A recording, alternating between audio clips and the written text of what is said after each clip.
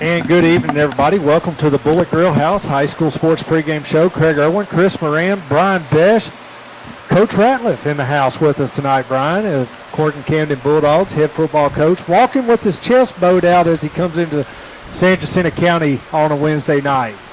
I had to get the most successful coach in the area right now. He's, I think, the only one around the area that's still undefeated. So, Coach, I appreciate you coming out and welcome, and I know you're going to make it a better show because we got somebody that actually knows what they're talking about. Well, I'll tell you, I had to sneak back in there. You know, it was a brutal Friday night, but it come out on our way, and I appreciate you guys having me out. Dude, we appreciate you having you out. I know last year you came and sat in with us and ended up doing a little bit of the College Game Day show with us as well, and had a really good time with you last year. And, kind of picked on you last year saying, man, we need to get you in Cold Spring on the schedule. Well, deja vu, here we are. It happened. Yeah, it happened, and I'm happy that it happened because it's good for Corrigan and it's good for Cold Spring, and we're just right up the road, 30 minutes? Yes, sir. 45 minutes up the road, and it's worth going to and getting together and those kids battling it out. I can remember in the years past, those were some really good, memorable football games that I was a part of and watching growing up. So Corton Camden Bulldogs having a heck of a season so far this year, but we're going to get started. We're going to start off by talking about our pick'ems this last week, Brian. And I felt like a good set of games, and some games that a couple of them that you thought could have went either way. We had a game that we thought was going to for surely go one way. You can't bet against the Woodlands, and boy, was that an upset. Yeah. As 14-7, the final there, New Caney defeats the Woodland Highlanders, and not a game that I don't think anybody but New Caney fans expected them to win. Yeah, I tell you, the thing that I know about the Woodlands, I've seen them play once on television. I know that there's a really good quarterback over there that's going to be college bound here not too long from now. And I know that they've always, the Woodlands is always going to have some kind of depth because they're running 80, 90 kids out there a year. So it's really tough to bet against them. They have a tradition over there. They're always winning. And I know New Caney's building one as well. So I'm not just shocked that the Woodlands would lose to somebody like New Caney, but honestly, just more surprised that anytime a team like the Woodlands goes down, there's a little surprise factor there. Little shocked at the score though, 14-7. The Woodlands usually has a high-powered offense, and they're usually out there. They're high-scoring. They're run and gun team.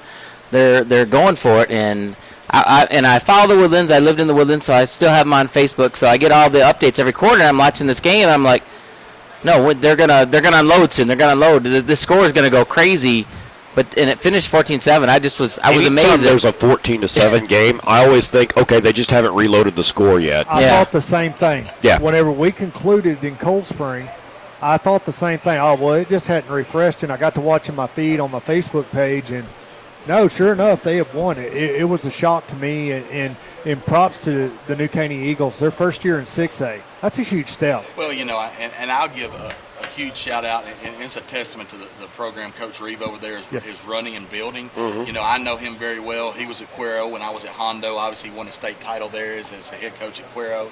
He knows how to build a program. He knows how to run a great program, and this definitely is a statement win for him and those New Caney Eagles over there. No, I agree. Another game we're going to talk about was threw it in the pick'ems, thinking Splendora may had a couple bad weeks. We had them in Cold Spring, and Cold Spring pretty much had their way, not taking anything away from their quarterback over there, but over there Splendora, because he is a good kid. Overall, he's a great athlete and a very good kid, but they took on Splendora Splendora had Hampshire Finette this week, and Hampshire Finette had their way with them. The Framundo kid, the quarterback for Splendora, he's out coming in this week, got a concussion in the game. His dad actually sent me a video of that, of the play. 58-3 was the final over there with Hampshire Finette and Splendora. But overall, we all had Hampshire Finette picked in that to win. And there's advertised. And there's a reason why they creeped into the top 10 in the Dave Campbell's Texas High School football rankings. because they are that good of a football team. You know, firsthand, I had the, you know, I got to watch those guys. You know, I got to watch them when I was scouting and breaking down video for Cold Spring, getting ready for game prep. So I got to watch Cold Springs. I've got to watch Splendora, and man, yeah, Hampshire Finette's the real deal. I'm very impressed with the offense they run, the style that they run. I think they're very multiple. I think that they run multiple quarterbacks in and out, and they do a great job with that. And I mean, they're very surgical. Yes. And I will tell you, their defense is very solid as well. I'm very impressed with Hampshire Finette right now. Their defense is solid, and here's the impressive part about the offensive side in running multiple quarterbacks. Both of them can sling the rock. Yes, they can. Like I said, they're very impressive right now. They're going to shock a lot of people. Well, I thought they were going to shock. Right now, with the way they're ranked, they're not going to shock anybody anymore. So. No, they have the bullseye on them. Yeah, the bullseye's on their back, and there's a lot of good teams down there on I-10 in the Golden Triangle area that are sitting in that top 10 right now, and every one of them is deserving of being there. And you keep putting up 50-point scores and holding teams to single digits, I think everybody's going to see you coming. You're 100% correct. Another game that was on the list and was a little bit tighter game than what I really thought it was going to be was West Orange Stark at Newton. Newton coming out on top there 24-21. And I've elaborated in the last 3 weeks of us going through this. I don't feel like Newton is what Newton was even last year. I just don't feel like that they're that caliber of game team. Last year, you go back and look at that score with West Orange Stark, you give Newton 2 more scores on that at a minimum. And Coach Ratliff, he's going to be the expert on Newton. You've hit him in the mouth a few times. You know, Newton's Newton, and they are really good every single year. I'll tell you this. Because of the key component they lost on the offensive side of the football last year with their running back, you know, leaving. Obviously, he's playing at La Tech now, and he was as good as advertised. You know, they're going to be a little slower catching up to offensively what I think that they can be. Mm-hmm. But I will tell you what, when they do, they're going to be fine. And defensively, man, they have some of the better players in that area over there. I think their inside linebacker, he might be the best player in East Texas right now. Just he can play. I think that game against Woodville was kind of eye-opening to them, something that they didn't ever expect to happen. And I do think that an angry Newton team is a very good Newton football team, and I think that that's what's going to happen here in the next couple of weeks. So. Next game that we're going to talk about real quick, and got the opportunity to talk to Coach Robinson last night at the gas station of all places, and he was headed home from practice, but got to visit with him. Hempstead was on the road at Shepherd, homecoming night for the Shepherd Pirates, in a game that you're going to get to look at some film on, or have looked at some film on this week. And Shepherd, with really a commanding win over Hempstead. Hempstead's not really that, in my opinion, that great of a football team, not that team that you're going to put on the radar, but yet it's still, you got the X's and O's and the dynamics of the game, and for an undefeated team coming in, with him coming in, it's a game that you want to win. Yeah, you know, Coach Robinson over there, Miles, he's doing a great job. We talk pretty regularly. We haven't talked really since the season has started, but I know he felt he had some weapons and he could do some things this year if he kept those kids healthy and kept them motivated, and they have done that. And, man, I'll tell you, watching the video, they look good. In the first quarter, they were as good as any football team I've seen on video this year. And, you know, they just did what they wanted when they wanted to. Yep. And they made plays. And then by the end of the first quarter, I mean, that game was essentially out of reach. Last game in our pick'ems, though, is a game me and you seen, Coach Ratliff, all too well. I had a little higher bird's eye view, but you got to go back and watch the video and rewind. Is the Bulldogs in Trojan country, and the game I've been wanting on the schedule, besides the Livingston Lions, and for the Trojans. Y'all come out on top 33-30 in a very physical football game, and first play from scrimmage was physical. Yes. Y'all capitalized on an Easton Dean turnover and was able to put 7 on the board quick. Man, I will tell you, that was a fun football game. You know, in hindsight, you know, during the battle, you're just, I mean, it is buttholes and elbows, I tell you that. You know, I'm sweating bullets the whole game. Yep. But, you know, testament to Cold Springs, they played their hearts out. They're a physical hard-nosed football team, and they were amped up and ready on their homecoming.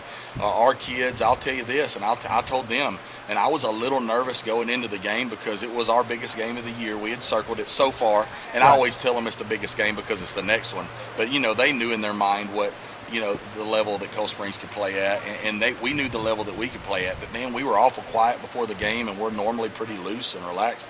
So I was a little nervous about how our kids were going to come out and respond.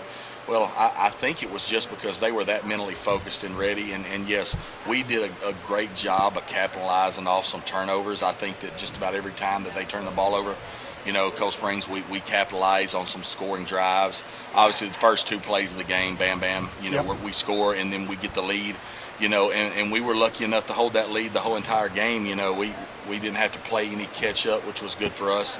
I thought our kicker did an amazing job. Oh, my God. I mean, he was putting the ball exactly where we wanted him to, and that was creating some confusion. And y'all were able to capitalize late in the game.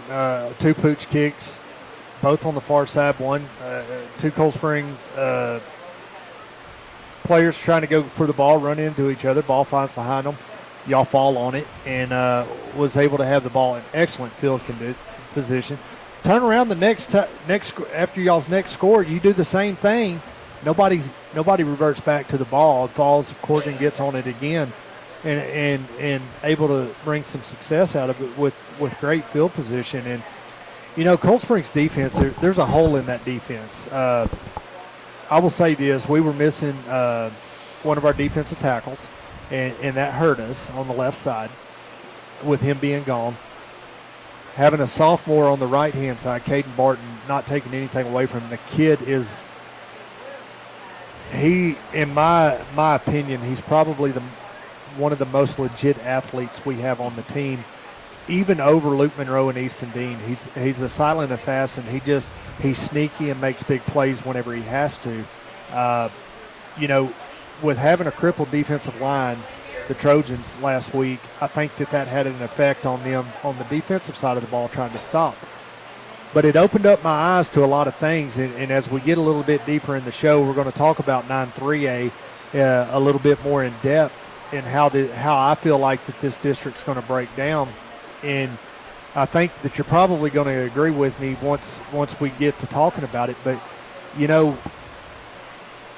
I credit you, Coach Ratliff, because y'all set a game plan. Those boys were focused in that game, and that's a very high-energy game when you go into hostile territory, homecoming night, and you speaking about those kids being quiet going into that's you and your coaching staff getting them guys focused and ready to play football. And they come out there, and they did exactly what they were supposed to do. They forced turnovers. They capitalized on the turnovers, and the better team won Friday night. Well, I really appreciate that. It's one of those. I credit my defensive coordinator, Amaro Villarreal, and my assistant head coach, Kevin Purvis, as far as their mental toughness and making those kids understand what we expect defensively. And defensively, our goal is to create turnovers.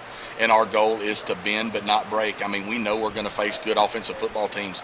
And as far as ground and pound and freaking hammering the ball, Cold Springs is really good. And we knew we were going to give up yards.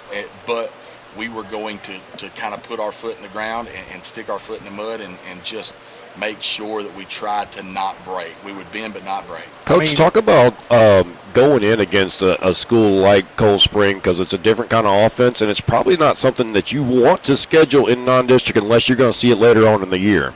Ponder on that for a minute, and we'll talk about it. We got a couple minutes commercial left. We got to take a break. But who would have thought Cold Spring would lose with the running back having 258 yards rushing? Ponder on that for a minute. We're at the Bullet Grill House here at 401 Highway 156 West, 156 in Point Blank, Texas. And Chris, what do y'all got going over here? Big benefit coming up. Big this benefit weekend. tomorrow, because Yes. this is Friday night. We're playing this big benefit tomorrow for a Point Blank volunteer firefighter, Mitchell Matthews Jr. And we're going to try to make that a good event and concise event. So there's a ride in the morning if you want to do a poker run. Ride, it leaves between 9 and 10, and then it gets back by 2 at 2 o'clock. We're going to do an auction. We're going to have some silent auction items, some live auction items, but we're trying to get everything wrapped up by late afternoon. So I know the fair and rodeo is going on in Cold Spring, so we want to try to get everybody over there that needs to be over there for commitments. So you got time, please come over. a little bit in the afternoon, or if you want to do the ride in the morning, do the ride in the morning, or if you want to do the auction in the afternoon. Come out, get here early, bid on some of the silent auction Yep. items, watch some college football here at Bullet Grill House, listen to the college game day show that will air here in just a little while. So get out here to Bullet Grill House Saturday. Support a good cause, a selfless guy who gets out and answers the call whenever he doesn't have to as a volunteer fireman.